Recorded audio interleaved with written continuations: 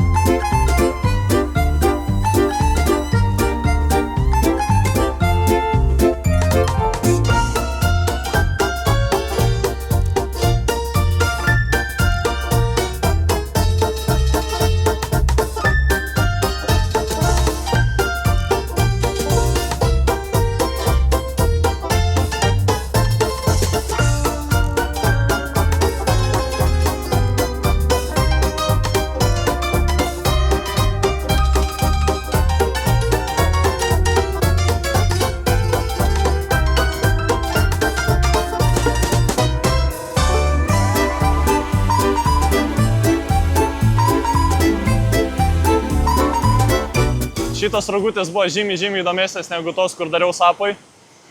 Ilgesnės, antra dalis buvo įdomesnė negu pirma. Tik man labai nepatinka, kad yra elektriniai stabdžiai, kurie vis pastoviai sustabdo.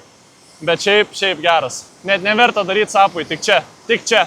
Ir su tom rogutėm nusileidom prie tokio krioklio dabar.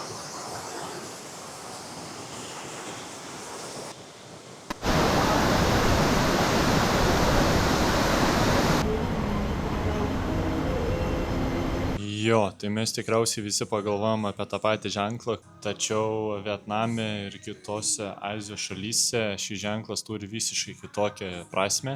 Tai vietinė kalba jisai vadinamas Van Tu, jeigu gerai tariu, yra budizmo simbolis, kuris reiškia laimę, amžinybę, gerovę ir Budos išmintį bei širdį. Tai šitą simbolį dažnai galite rasti ant šventyklų stogų, virš Budos statulų.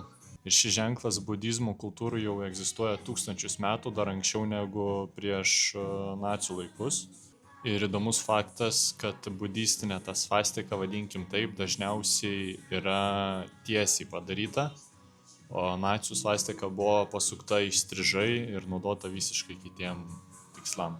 Tai čia tokia informacija, kur reikėjo pasidomėti, ką iš tikro reiškia tas ženklas.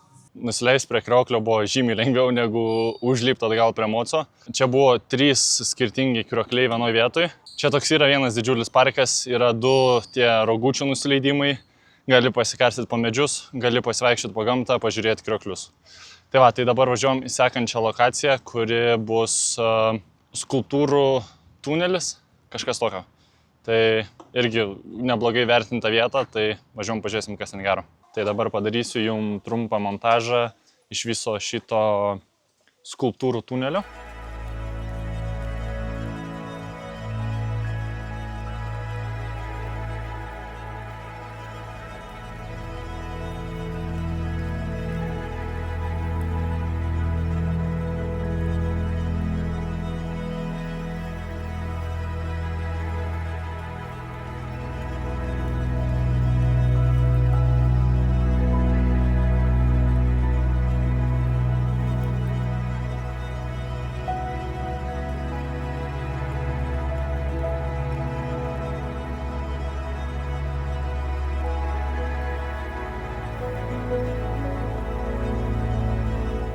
Nu, parkas tai toks sau. Aišku, įdomu buvo pasižiūrėti, ką jie čia padarė iš cemento, nes, kaip supratau, daugumas skulptūrų yra padarytos iš cemento. Visai bairis buvo COVID tematika, bet visas šitas parkas labai keista atmosfera, nes pušynas, žalias ežeras, toks jausmas, kad būčiau net ne Azijoje, ne Vietname, o kažkokioje Europos šalyje. Tai visai įdomi tokia atmosfera. Tai dabar atsisėdom kavutės atsigert ir vėl toliau lėksim į kelią. Už įėjimą sumokėjom 120 000, kas yra 4 eurai. Dabar atvažiavom prie vieno iš gražiausių Vietnamo krioklių. Ir čia jau bus paskutinis krioklys.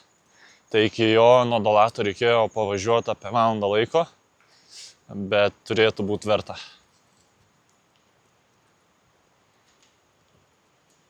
Už įėjimus mokėjom 40 000, kas yra €30.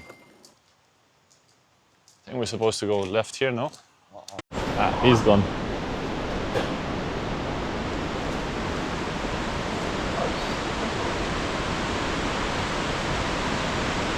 Atėjom prie to krioklio ir galiu pasakyti, kad tikrai buvo verta važiuoti visą valandą. Jūs tik pažiūrėkit.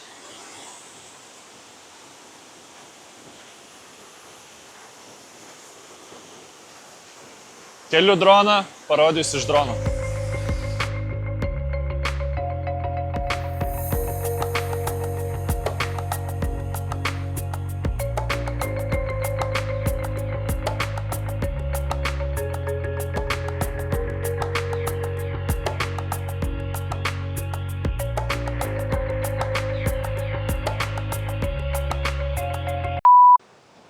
Aš grybas. Drono šotų nebebus.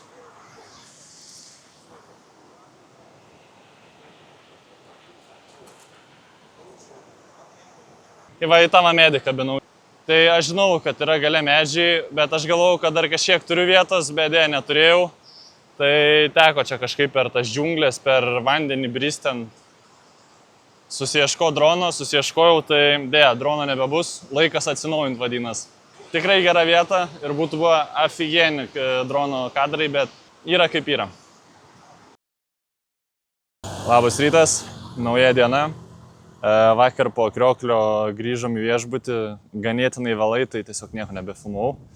Bet štai dabar iš karto šokam į veiksmą. Atvažiavom čia į vieną paskutinę vietą Dalate, tai yra Mario kartai. Tai daug nieko nepasakoju, viską labai aiškiai to ir pamatysit. O po šito grįžtam atgal į hostelį ir 2:30 išvažiuoju jau į kitą miestą. Ir tenai bus vienintelis dalykas, ką pamatyti, tai yra raudonos smėlio kopos. Tai bilietas kainavo 205 000, kas yra beveik 8 eurai. Ir galima bus nusileisti 2 kartus. Ir čia turime tokį va veikėją. Daug labas. Daug labas. Prieš tai Grandas atėjo, ištiesė ranką ir jam davė labas. Su manim nenori sveikintis.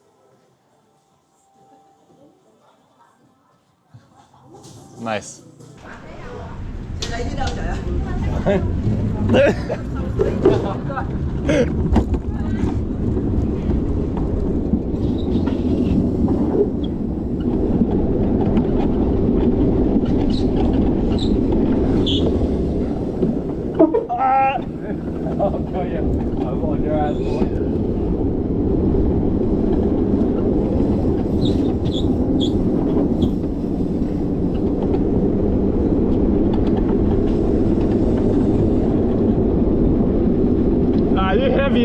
That's cheating!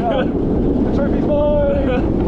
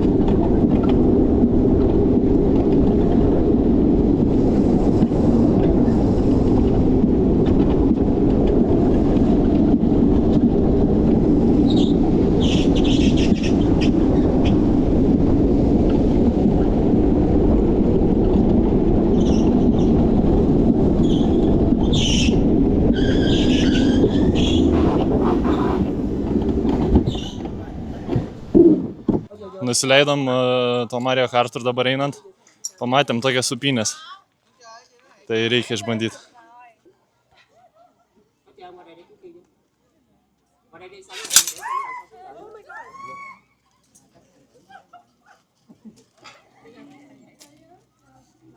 Good. Let's up. Straight leg. Oh, sorry. Right. Look. What? It's actually quite hard. Don't scream. I saw you wanting to. No. Let's go. Chill. So it's a lot taller from up here, isn't it? Yeah.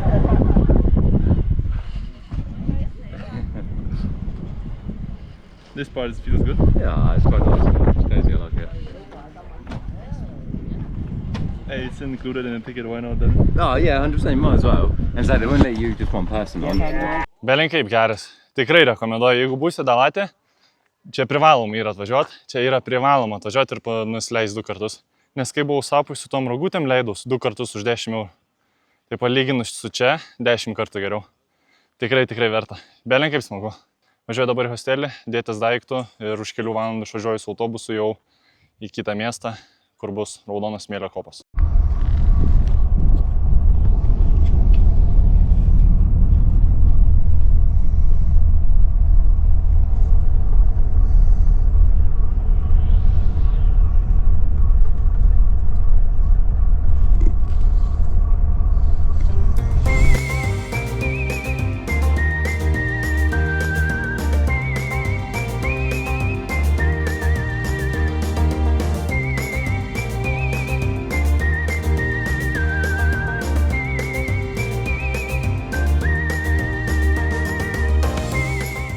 Tai atvažiavau į Fantietą, dėja viešbutį buvau užsisakęs biškį toliau, tai teko važiuoti iki kito miestelio kaip ir Muinė. Tai tas Muinė miestelis yra toks kaip didelis rezortas, labai daug prabangių visokių viešbučių.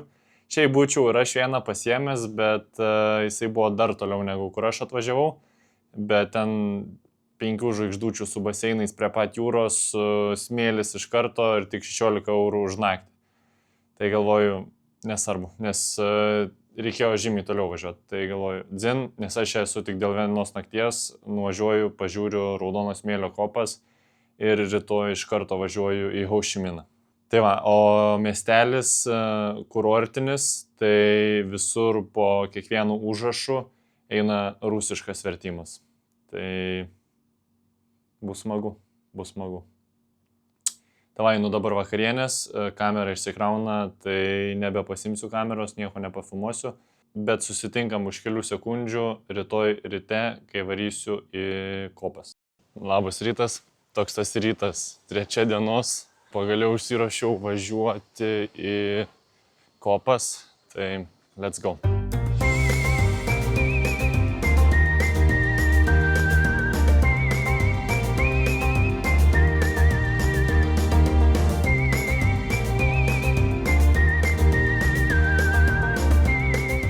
Sveiki atvykę į Vietnamo Raudono smėlio kopas.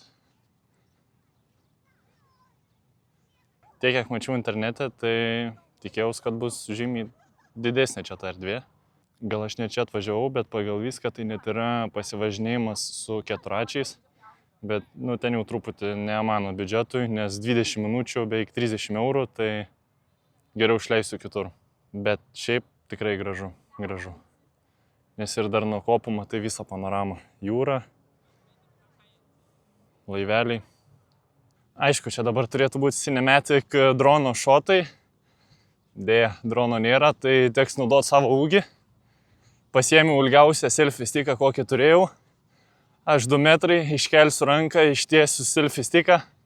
Gausis plius minus 4-5 metrai. Tai bus panašiai kaip iš drono.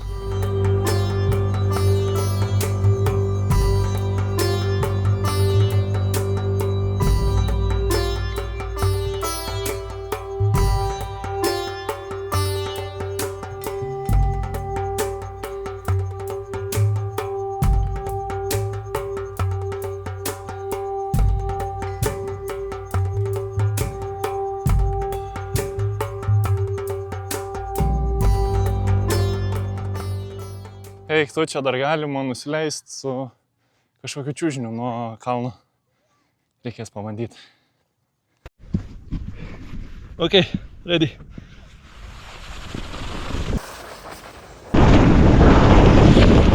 Oh!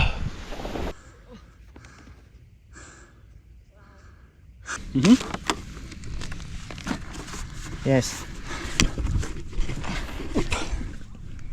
Sit here. Here? Sit here. Yes. Closer, yes. Okay. Okay. Oh. And lean back. This is gonna be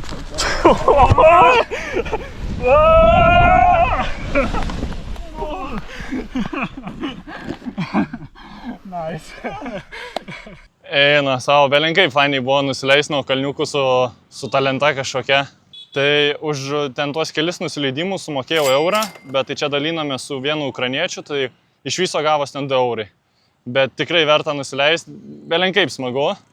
Ir jo, tai yra dar 2 kopos, yra geltono smėlio ir yra balto smėlio, bet jos yra žymiai toliau nuo hostelio. Važiuoti reiktų apie 30 km, o aš neturiu sinuomojęs mopedo. Užteko ir čia pamatytas kopas ir pačiūžyti nuo jų. Jeigu jūs varysit slidinėti nuo kopos su tas lenta, tai perspėju, kad smėlis prilis visur, kur tik gali sulyst. Tai dabar yra 4 valandos, manęs autobusas laukia už 3 valandų, 7 išvažiuoju į Ho Chi Miną. Jo, tai jau sekantis video bus iš Ho Chi Mino. Tai va, tai aš manau čia ir pabaigsiu šitą video. Jeigu patiko, užsiprenumeruok mano kanalą. Jeigu turi kažkokios kritikos, būtinai mane parašyk, patobulėsiu ir iki sekančio karto.